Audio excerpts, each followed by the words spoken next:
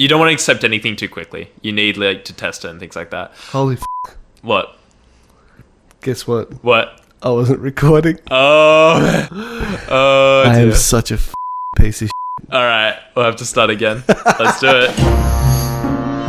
Ghosts, UFOs, alien encounters, and all things paranormal. These are real stories from real people. This is Fear of the Unknown. Hey, how you going, Jayden? We're back here again. Yeah, it's recording. It's recording this time. Cool. We just wasted like 20, 25 minutes. Yeah, unfortunately, but I really enjoyed it, so yeah. It'll live on in our hearts. That's right. But let's just get straight to it. Like, we were talking before. What did we cover? We basically covered... We covered a lot. So I think we started with childhood stories and where I sit with like the general perspective of the supernatural and things like that. You like to sort of like have a scientific explanation. Otherwise, you have a that's tendency right. to prefer to sit on the fence. Exactly, yeah. So I'm currently studying science at UWA. Currently planning to become a science teacher. Yeah. I tutor science for high school students part-time. Ever since I've been growing up as a child, I've been just always curious about science, the world, like understanding the world, all that sort of stuff. So this will be an interesting podcast because this will be an example where maybe you have to talk with someone who's just like definitely no to ghosts and things like that. Yeah. So when it comes to ghosts, what is your theory? What is my theory? So I think it's a bunch of things, but one thing is the placebo effect, where the mind is a very powerful tool. Mm-hmm. When you are in a position where you really believe in something, or you really believe that the current experience you're having is real and you can only explain it in one way, then your mind will basically make you see the things you need to see to believe in that. So I feel like a lot of people having experiences of ghosts had one experience where they might have had something that they couldn't explain, right? Whether it's seeing something or feeling something, just feeling like a cold shiver, right? And not being able to explain it based on their current circumstances, and then that led them to sort of believe in ghosts, and now so every experience that is anything remotely close to that reinforces that idea that ghosts exist. I think that based on that set of stimuli that you said, like a cold feeling or a bit of a like ooh, or like did the TV just have a message for me just then? Yeah, I think that's totally fair enough. But we're talking about people who have actually seen, like as in groups of people who have actually seen, like, and this is, I'll give you an example, so it's not just hearsay or just a story. You know, Shelley. Yes. We did the sleep paralysis project with her. Yeah, I remember that. It was good fun working on that project. Yeah, and I see her quite often. We're always hanging out. Awesome. Anyway, she came on this podcast, and she told me of a story where her and her mum, out of nowhere, were just in the kitchen talking. There was absolutely no reason for them to feel afraid. And Shelley's grandfather appeared in the lounge room not 4 meters away. Wow. Standing there, both her and her mother. And they both saw it at the same time. They both saw it, and like her mum was like, the shirt, you know, and he's wearing the same blue polo shirt that he would always, that he would like always wear. And they just stared and they couldn't believe him. And she was like, she tried to give me an analysis of what she physically could see. Mm-hmm. And it wasn't kind of this ghostly, wispy, emotional thing about it, or scary. It was just like, it was him, but something quite wasn't right with the lighting. Yeah. And he wasn't even paying attention to them. He wasn't even interacting with them. He was like looking at a different part of the room, and he went to walk, and he just disappeared in the blink of an eye. Wow. And another friend that I haven't put up that podcast yet, but he was travelling from one part of New Zealand to visit his auntie. And these are like really tiny, tiny small towns. And they came across a car crash. Mm-hmm. And the road was filled with debris. So they were asked to move to the side of the road while they clear the debris. Right. And they were parked next to this other car. And the guy who was in the car next to them like started chatting with them. He was like a really friendly bloke. He just looked very memorable. And he talked about the town that they were going to, and he's like, oh, you should go here. My mum works at this service station, blah, blah, blah. Just telling him about the place they were about to go to. But another weird thing about that is that he remembers looking at the scene, and all of the ambulance and police officers and everyone, they were just standing there. They weren't doing anything. They were just kind of limp. Right, so in this experience, they were just doing nothing. Yeah. And him and his mum both found this weird. Okay, the story doesn't end there though. Yeah. The lighting was different. Again. Yeah. Like the Shelley example. Yep. Yeah. So there was something weird about the light on those objects. So he doesn't actually remember moving forward. Like, he doesn't remember the end of that. Right. He just knows that both him and his mother experienced that they're suddenly driving again. Wait, what? Yeah. So they're just suddenly driving again. They can't actually fill in that space between like everything being cleared and then being told that they can go. So if you ask them to remember, like, they don't recall it, or like they don't recall it. Okay. Oh. And so what happened is that they came back the next day. Like, they told because his uncle works for the local council. Yeah. And he hadn't heard of any crash. And they were there for a week, and he's like, I haven't heard of anything. Wait, Nothing. what? Nothing. Okay, that's getting creepy now. Right. So they were like, that's strange. They went back to where like the crash happened. Yeah. And they looked on the side of the road. There's no debris, no little bits of glass. There's no scratches on the concrete. They were there for a week, and towards the end of the week or something like that, they went and drove to the petrol station where this guy had recommended go down there. You know, you find some cool stuff. My mum works at the service station. Mm-hmm. Anyway, they speak to a lady that works at the service station, and they kind of mentioned that they've seen this crash, and it's like, oh yeah, we spoke to this really nice guy. He said that his mum works here. Yep. And she sort of fell silent, and then they said, oh yeah, he was in his cricket whites, and he had this white curly hair, and she broke down crying because years before, her son had died in a car crash, and they buried him in his cricket whites. Yeah. And it matched perfectly. So we thought about it. It's almost like he entered a time bubble, right? Mm-hmm. And the guy who was in the crash also entered a different sort of time bubble where he was like witnessing his own death. Yeah. Oh man. So like the only reason why I get frustrated is because most people have had this type of experience, and you're right, it doesn't happen to people who are skeptical for some reason. Yeah. If people who are just on the fence or they just don't really care, for some reason it happens to those people. It might also be the other way around because it hasn't happened to skeptical people, right? So a person might not necessarily be skeptical yet, but because it hasn't ever happened to them, they have no reason to believe in these things. Why would you believe in something that you don't see? And likewise, the people who do see these things, why would you believe in anything but? It just makes sense to believe in the I'll things give you another example. That they see, you know? I'll give you another example. Mm-hmm. There is this, he's a doctor. He used to be an emergency doctor. Now he works at trying to get government officials to basically admit that the government has been working with aliens. Right. And he succeeded. This guy, Dr. Stephen Greer. Mm-hmm. What he does now is that he specializes in types of meditation that will make UFO orbs appear. And it requires that you have to put yourself into a very childlike state. This is something that is like, it's not a thing that is like faked. It's pretty clearly, like I saw the footage on his website, and it's just like he sets up all these different cameras, all these different people, and you can hear him talking through all of them, and these orbs appear, they dance around, and then they disappear. And I was showing my brother Martin, he's not here at the moment, but I was showing him like this other footage of this guy who puts himself into this trance-like state, and he can make orbs appear. Right. And you'll see that on my Facebook page for Fear of the Unknown. Oh, awesome. Yeah. I look forward to seeing it. And it's just like, it seems to me that you have to be in that type of state if you are ever going to see these things. Because there are times where I was extremely... Like, I did not believe in ghosts at all back when I was in high school. And my friend and I, we made a fake ghost video. But it required us going into this, like, horrible, dilapidated, haunted-looking place. Awesome. That sounds like fun. And so, like, and this is just after the Blair Witch Project came out. Yes. So I didn't see anything, and I didn't expect to see anything. I felt totally fine, and I was fine. And the same with UFOs. Like, it takes a type of person to see a UFO. That's the thing. Yeah. And it's not necessarily... The theory of it being that... What's going on outside? The theory that it's a type of mental illness or something like that. Oh yeah, for sure. I don't think it's like necessarily like I wouldn't cheapen it down to a mental. What I'm basically trying to present like is a different theory. Yeah. I do think that everything that we're saying actually kind of lines up.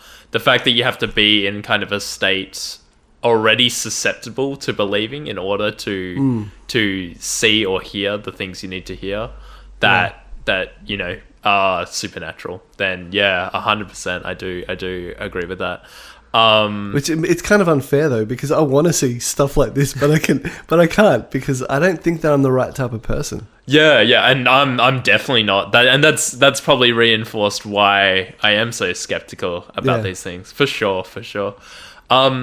I do believe that science doesn't have all the answers. Like, I can't for certain say that ghosts and spirits and name any of the many supernatural things. I can't say that they don't exist. But what if there's a grand unifying theory where they're all the same thing? Yeah, there's a lot of theories like that, and they all seem so convincing, because at the end of the day, if you can tie all the little experiences people have into one thing, it adds this kind of congregating effect where it's like, oh, person A had experience, which is kind of like person B's experience, which is kind of like person C's experience. And if you keep going down that train, all the experiences seem to line up. But when you look at person A compared to like person Z, the experience is a bit like Chinese whispers. As it goes around, the whisper changes so much where it's like, oh, well, it's kind of the same thing, but how similar is it really? I guess you could say that it's like with sleep paralysis. Yeah, where people see things. Yeah, over time, people have seen it, but every now and then, I remember actually you'll get a sleep paralysis experience that's just like so different to all the others. Yeah, for sure. I remember actually when we were working on the sleep paralysis project at SAE for the virtual reality headset. I remember that you were telling me what sleep paralysis was like, and honestly, that was the first time I'd actually heard of sleep paralysis when we were working on that project, because I've never had sleep paralysis before. And so then when we went and watched all those documentaries on sleep paralysis, I was like, oh my gosh, like this is actually real and this actually happens, and people can't move and they see horrifying things, and things are actually like sitting on top of them. Yeah, very creepy stuff. I'm kind of glad I don't get sleep paralysis. Yeah. It's crazy. But look, this is just part 1 of 2, okay? Because we've had to rush this. Yes, that's true. So, can I pose a challenge to you? Okay. Let's go with a challenge. I like challenges. Okay. I'm going to give you a couple things to look at. Yeah. That are not that I want you to debunk, but that we can just discuss. Okay. Yeah. Things that possibly have been outside the sphere of your knowledge, or maybe of your type of... Because you're someone that does a lot of research, you read a lot, you have an understanding of the world around you. I like to think so. Yeah. I know you do. You're like a really reasonable, smart person. Okay. So yeah. So what I want you to do next time is that I've got a couple cool things that I want to show you. Okay. And when we get back, I want to talk about it. Yeah. I'm going to choose my favorite things from like aliens. Okay. Cryptozoology. Awesome. Ghost, just like the most sort of... And I have to try and figure out what I think is going on and what the most logical explanation is. It doesn't even have to be that. Yeah. Just be true to yourself. Okay, I'll just be true to myself. Yeah. If I can't explain, I'll just be like, oh, I have no idea. I cannot explain. At the very least, it'd be something fun to listen to. This is true. This is very true. So, like, sorry I didn't hit record the first time. It's all good. It's all good. But I'll also find some kind of, I wouldn't say counter examples, but some examples of where the supernatural has been explained eventually by science. It's taken a long time. Like, we can talk about it just now very quickly, actually. So in 1862, during the Civil War, it was the Battle of Shiloh. The wounded soldiers that would come back, right? Because medicine wasn't very good back then. They were liable to getting infections. And of course, as we know, when you get a bad infection, you can actually die from it, right? So a lot of the injured soldiers weren't surviving the war, even with the medical treatment they were receiving, right? Until one night, which they refer to as Angel's Glow. On this particular night... I've heard of this, Yeah. The soldiers coming back, some of them would be glowing blue, right? And the ones that glowed blue had a much higher chance of surviving, basically, and beating off infection. Whereas the ones that didn't glow tended to die. Now, in 1862, when the United States of America was much more religious, they had no explanation for it. So they just called it angel's glow. You were blessed by an angel, which is why you glowed blue and why you survived. And they just had no way to explain it. However, many years later, in fact, 139 years exactly, in 2001, a bunch of scientists and historians grouped up together to try and figure out what was going on. And eventually, from all the records that they had, because there were lots of written records, obviously at the time it was a very exciting thing. It's like, oh my gosh, my friend's glowing blue, and now he's surviving. Like, yeah. And based on everything, you would understand that's like, oh, it's angelic. It's some type of. You'd have no idea exactly. You'd what else could you believe but angels, right? So they went through all the written records and everything, and they were eventually able to narrow it down to one type of bacterium. And I think it's called P. luminens or something like that. Mm-hmm. So it's something like a bioluminescent sort of thing. Yeah, it has like some kind of bioluminescence to it. And this bacteria actually inhibits viruses and infections that can enter wounds. It's basically like, you can think of it like a competitive thing.